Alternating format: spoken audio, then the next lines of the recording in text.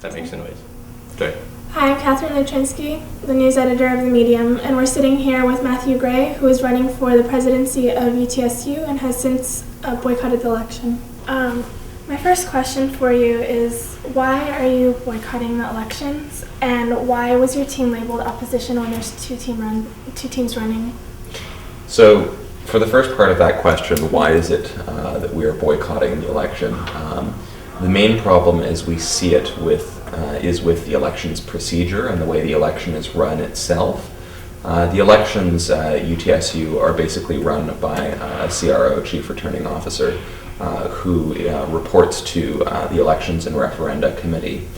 And basically the CRO and the ERC are the bodies that are responsible for running the election.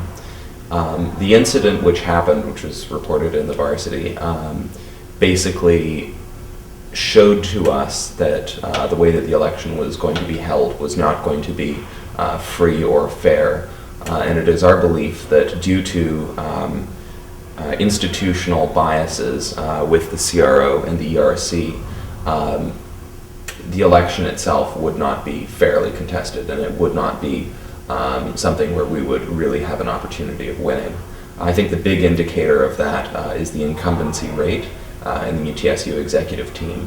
There has been nobody that has beat sitting incumbents basically since they joined the Canadian Federation of Students in 2003. If you look at Adam Awad, the current president of the Students' Union, as well as the president of UTMSU, both of them currently endorse United for Action. Now, these are both sitting presidents. They have been elected, and they are endorsing basically a team which also consists of two sitting executives on the UTSU. So this is a pattern which has repeated itself basically throughout the years. There have been UTSU teams that have endorsed the people that they've worked with for a while, and basically it's our belief that this isn't conducive to democracy. This is not something which should be happening. It's not arm's length, I suppose. So it's definitely something which we do not want to participate in, and until such time as there is correction on that front, and until such time as there is an impartial and independent CRO, also including an ERC that is capable of independent calls on the election, until such time as that happens, we don't believe that UTSU elections will be free or fair. Now, from my understanding, there was a problem with signatures. So my question is, has there been any contact with the CRO, and has the CRO shown any solid proof that the signatures were not valid?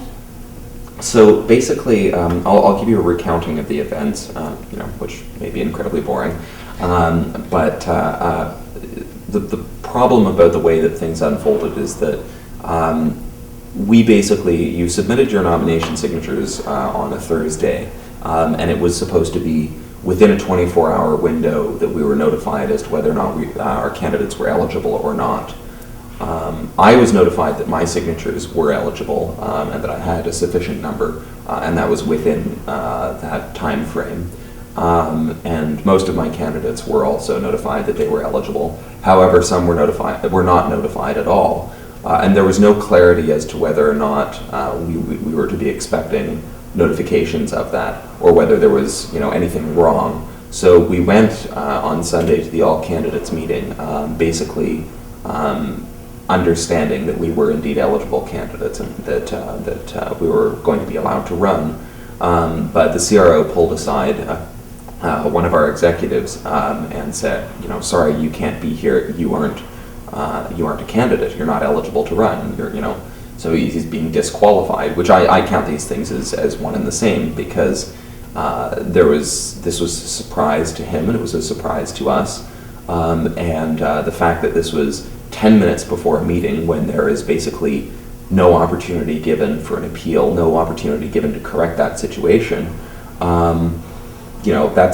were being blindsided. The fact of the matter is that, in this instance, if you're disqualifying candidates from what is supposed to be a competitive election, and you're doing it with so little notice, and they have no opportunity for appeal, and they have no opportunity to verify what has happened, then that is, you are undermining the democracy.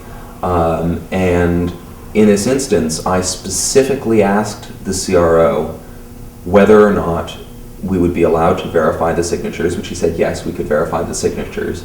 And I then asked, if that is the case and we find that you are mistaken and that the signatures are in fact in working order, will my candidates be allowed to run?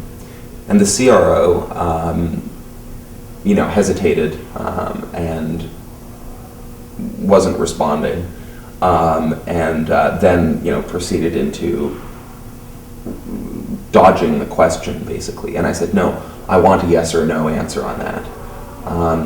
And he looked to the Elections and Referenda Committee, which was sitting in the corner, and somebody stood up, and this person has, I'm not entirely sure as to who it was, but I know that they have ties to the UTSU and to the incumbent slate.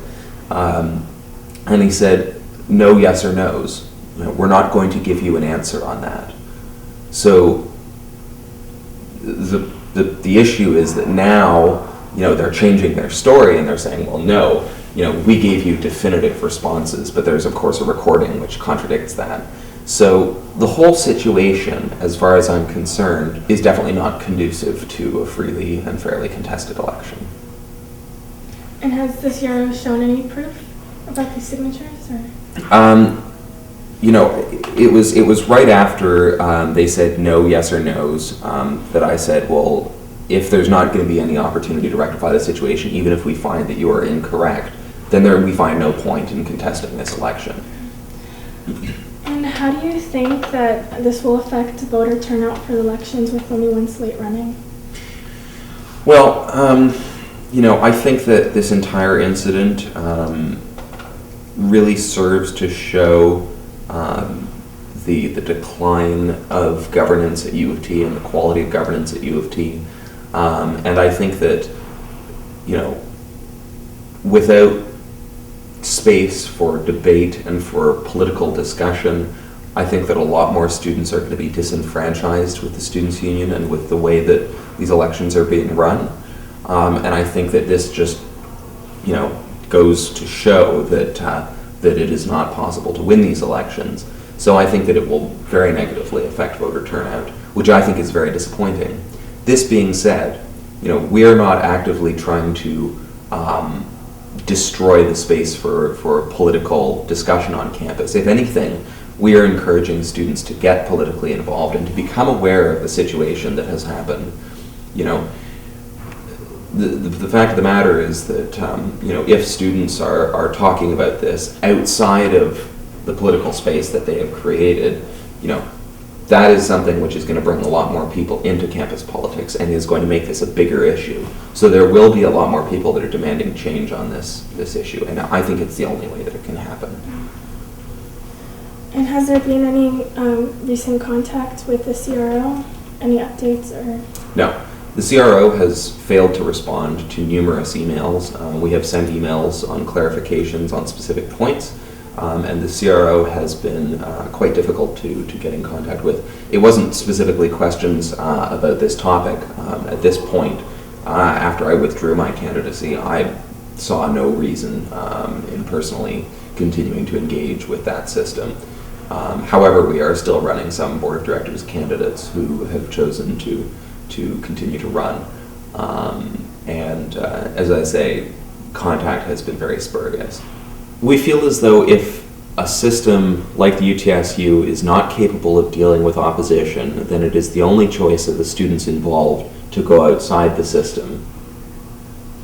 I think that a lot of students are disenfranchised with the current system, and they don't feel as though they can be politically engaged in a way that is meaningful. The only way that I would like to see this end is that we have free and fair and open elections.